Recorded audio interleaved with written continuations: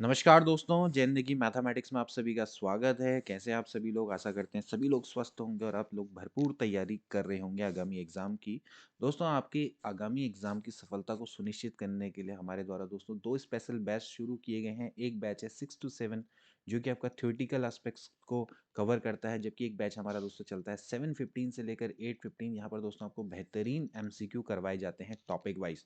तो अगर आप इंटरेस्टेड है तो दोस्तों आप यहाँ पर हमारे संग ज्वाइन कर सकते हैं। इसके अलावा दोस्तों जैसे कि मैंने आपको वादा किया था कि मैं जल्दी ही यहाँ पर भी एक सीरीज़ को स्टार्ट करूँगा। ये सारी की सारी गाइडेंस वीडियो होंगी जो कि आपको गाइड करेंगी आगामी एग्ज़ाम के लिए। यहाँ पर इन वीडियोज़ को आपने देखना है, इसके अलावा घर में भरपूर तैयारी करनी है। उसके बाद भी दोस्तों आप अपना सिलेक्शन सुनिश्चित कर सकते हैं। तो देखिए केवीएस पीजीटी की दोस्तों हम एक विशेष सीरीज़ स्टार्ट करने वाले हैं, या हम करने जा रहे हैं दोस्तों। आज से ही हम स्टार्ट करेंगे। तो पीजीटी, टीजीटी इसके अलावा दोस्तों आपको ये अन्य एग्ज़ाम में भी मदद करेगी, चाहे आप यूपी टीजीटी, पीजीटी की बात करें या फिर अगर आप एलटी मैथ्स और लेक्चरर मैथ उत्तराखंड की दोस्तों बात करते हैं, तो यहाँ पर भी दोस्तों आपको मदद मिलने वाली है, क्योंकि देखिए सिलेबस तो दोस्तों ऑलमोस्ट सबका सेम ही होता है, बस थोड़ा-थोड़ा सा उसको अलग-अलग डिफरेंट वे में रिप्रेज़ेंट किया होता है। नॉलेज आपको सबकी ही लेनी होती है। मैथ्स को ऑलवेज़ नॉलेज के लिए पढ़ना चाहिए। अगर आपकी नॉलेज अच्छी है, तो आप किसी भी एग्ज़ाम की प्रिपरेशन कर सकते हैं। तो दोस्तों आज से हम स्पेशल सीरीज स्टार्ट करें। ये एक दोस्तों गाइडेंस वीडियो होंगी, और इसके अलावा दोस्तों अगर आपने रेगुलर टच में रहना है, बिल्कुल अगर आपको डेली लाइव क्लासेस चाहिए, तो आप हमारे दोस्तों इन दोनों पेड बैच को दोस्तों ज्वाइन कर सकते हैं। यहाँ पर रेगुलर क्लासेस का यही फ़ायदा होता है कि आपको डेली यहाँ पर क्लासेस देखने को मिलती हैं। डेली आपका एक रूटीन बना रहता है और पढ़ाई में भी मन बना रहता है। कहीं न कहीं जब आपकी वीडियोज़ इर्रेगुलर इंटरवल पे आती है, तो कहीं न कहीं मोटिवेशन थोड़ा-सा टूट जाता है। तो इसलिए यहाँ पर आपको डेली रेगुलर क्लासेस मिलेंगी, आपका एक डेली रूटीन बना रहेगा। तो चलिए दोस्तों आज की वीडियो को शुरू करते हैं। आज की वीडियो में दोस्तों हम पढ़ाएंगे आपको अलजेब्रा, और अलजेब्रा के अंदर जो मोस्ट वाइटल टॉपिक है सेट्स के बारे में दोस्तों हम स्टार्ट करेंगे। सेट थ्योरी को दोस्तों हम शुरू करने वाले हैं।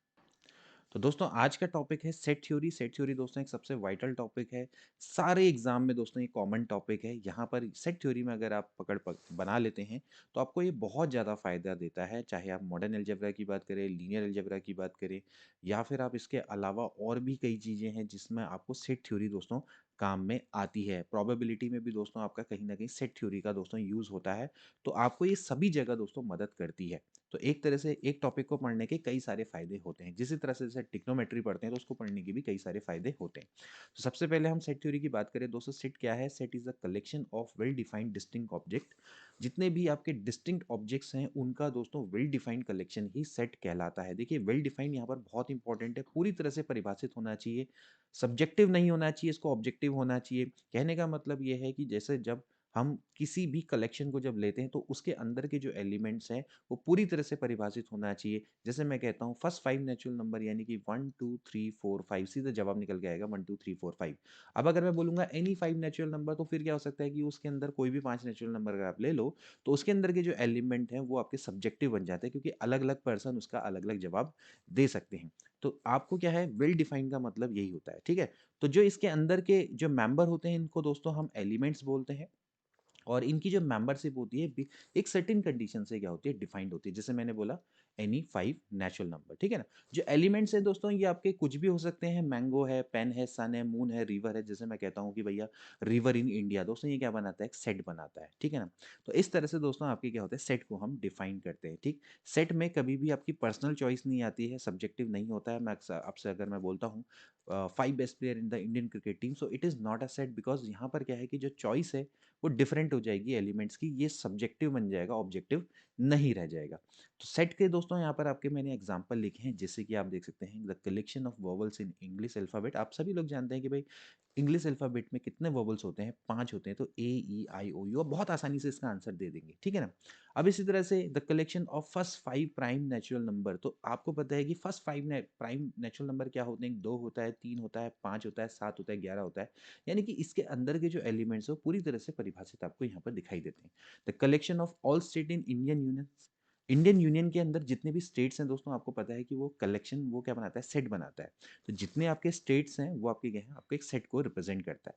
The collection of past president of Indian union, जितने भी हमारे अभी तक के पूर्व राष्ट्रपति रहे हैं तो वो भी क्या बनाता है, एक सेट बनाता है, क्योंकि पूरी तरह से डिफाइंड है।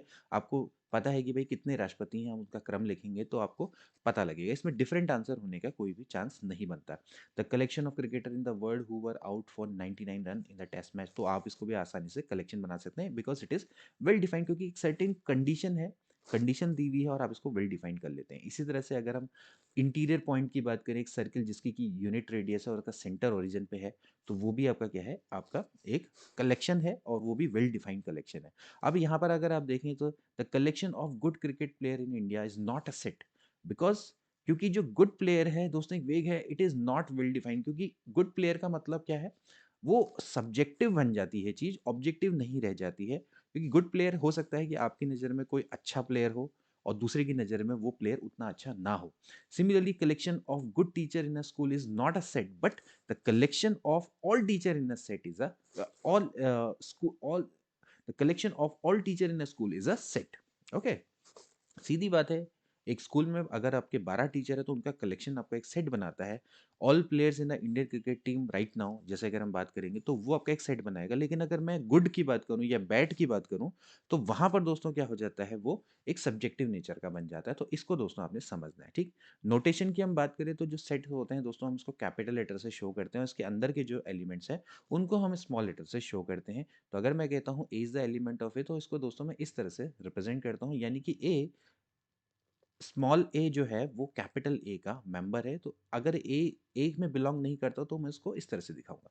जैसे कि हम जानते हैं -1 is not belong to natural number, ये वन नेचुरल नंबर में बिलोंग नहीं करता है, जबकि वन नेचुरल नंबर में क्या करता है, बिलोंग करता है। इसी तरह से 2 की बात करें तो ये एलिमेंट है नेचुरल नंबर का, ठीक है ना। तो इस तरह से दोस्तों आप इसको समझ सकते हैं कि जो एलिमेंट सेट के अंदर है तो उसके अंदर हम इस तरह का साइन लगाते हैं, या फिर हम कहते हैं कि उसको उसके अंदर वो बिलोंग करता है। अब देखिए यहाँ पर कुछ और भी एग्जांपल हैं, जैसे कि सेट ऑफ नेचुरल नंबर होता है, सेट ऑफ इंटीजर्स होता है, ये वेल डिफाइंड है। जेड प्लस से हम जितने भी पॉजिटिव इंटीजर है उनको दिखाते हैं। तो जेड प्लस की हम बात करेंगे तो set of all positive integer की हम बात करेंगे, ठीक है ना। तो वो कहाँ से स्टार्ट होंगे, 1 2 3 4 5 6 की हम बात करेंगे, ठीक है ना। दस for the set of all rational number है, पॉजिटिव रेशनल नंबर है, ठीक है, सेट ऑफ रियल नंबर है, ऑल पॉजिटिव रियल नंबर है, सेट ऑफ कॉम्प्लेक्स नंबर है। ये सब के सब दोस्तों क्या बनाते हैं, एक सेट बनाते हैं। अब दोस्तों यहाँ पर आती है डिस्क्रिप्शन ऑफ सेट, मतलब किस सेट को आप किस तरह से दिखाते हैं। दो तरीके होते हैं दोस्तों दिखाने के, एक होता है रोस्टर मेथड, और दूसरी जो मेथड होती है वो होती है सेट बिल्डअप मेथड। पहले बात करेंगे रोस्टर मेथड की। तो इस मेथड में दोस्तों हम क्या करते हैं कि लिस्ट करते हैं एलिमेंट को और उनको ब्रैकेट में दिखाते हैं। जो भी एलिमेंट होते हैं उसको कॉमा के थ्रू हम सेपरेट करते हैं। जैसे कि हमने कहा फर्स्ट 5 नेचुरल नंबर, तो हम कैसे लिखेंगे, 1 2 3 4 5, सिंपली हमने इस तरह से लिख दिया। इसी तरह से आप देख सकते हैं कि जैसे इंग्लिश अल्फ़ाबेट को है उसको इस तरह से लिखा है, ठीक है। इवन नेचुरल नंबर है उनको इस तरह से लिखा है। आप देख रहे हैं कि भाई आपने क्या किया, लिस्ट कर दिया एलिमेंट को 1 2 3 4 करके, और उसके बाद उनको एक कॉमा से सेपरेट कर दिया, ठीक है। Set of all prime number less than 11, तो आप देख सकते हैं कि इनको आपने इस तरह से कॉमा के द्वारा सेपरेट कर दिया। तो ये दोस्तों आपकी क्या है, रोस्टर मेथड। अब यहाँ पर एक चीज ध्यान में रखने वाली बात है कि जो यहाँ पर ऑर्डर है उसकी कोई इंपॉर्टेंस नहीं है, इसी तरह से रिपीटेशन की भी कोई इंपॉर्टेंस नहीं है। देखिए अगर मान लेते हैं मैं लिखता हूँ 1 2 3, तो ये दोस्तों 3 2 1, और इसी तरह से मैं लिख देता हूँ 1 3 2। सो दोस्तों ये आपके सेम सेट को रिप्रेजेंट करेंगे, क्योंकि जो सेट है उसमें ऑर्डर का कोई मतलब नहीं बनता है, रिपीटेशन का भी दोस्तों कोई मतलब नहीं बनता है। 1 1 2 3 की मैं बात करूंगा तो again it will represent the same set, यानी कि 1 2 3 को ही वो रिप्रेजेंट करेगा। जब कि हम बात करते हैं सीक्वेंस की, तो सीक्वेंस में ये डिफरेंस हो जाता है, मतलब कि ये डिफरेंट सीक्वेंस है, ये डिफरेंट सीक्वेंस है, ये डिफरेंट सीक्वेंस है। अगर मैं इसको सीक्वेंस के टर्म में दिखाऊं, तो कभी भी बात करेंगे जब हम एक सेट की, तो सेट में क्या होता है कि रिपीटेशन इज नॉट अलाउड। तो आप क्या करेंगे, जैसे 1 1 2 3 है तो आप उसको सिंपली क्या लिखेंगे, जैसे यहाँ पर आप देख सकते हैं 1 2 3 2 है, तो आप उसको क्या लिखेंगे, 1 2 3 ही लिखेंगे। इस तरह से आप सेट को रिप्रेजेंट करेंगे।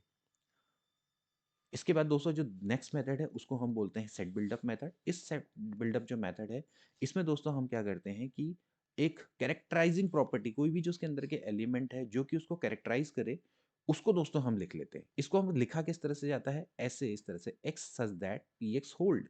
अब पी एक्स दोस्तों क्या है, ये एक्चुअली एक्स की प्रॉपर्टी को बताता है कि एक्स एक्चुअली है क्या। तो देखिए जैसे हम इवन नेचुरल नंबर की बात करेंगे तो कैसे दिखाएंगे, ऐसे लिखेंगे, x such that x is a natural number, और x बराबर क्या है, 2n है। ठीक है? ये एक्चुअली दोस्तों किसको शो करेगा? ये इसको एक तरह से ये इसकी कैरेक्टरिस्टिक प्रॉपर्टी को बता रहा है कि एक्चुअली x क्या है? वो नेचुरल नंबर है और x एक्चुअली क्या है? 2n के बराबर है for any l is the element of n। n is the element of n यानी कि n भी आपका नेचुरल नंबर है। तो नेचुरल नंबर का अगर आपको ब देखें तो कितने होते हैं? 1, 2, 3, 4, 5 होते हैं। आपने क्या कर देना है इसका ट्वाइस कर देना है। तो 2, 4, 6, 8 ये तरह। तो ये दोस्तों कौन-सी मेथड है? ये दोस्तों आपकी रोस्टर मेथड है।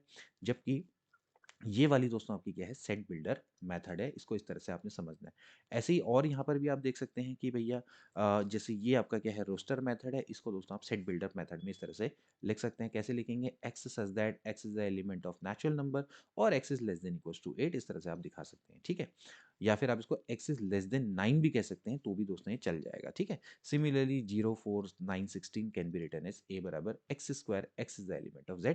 ये इस तरह से आप दोस्तों इसको शो कर सकते हैं। तो ये दोस्तों आपकी जो मेथड होती है, आपकी सेट बिल्डर मेथड कहलाती है।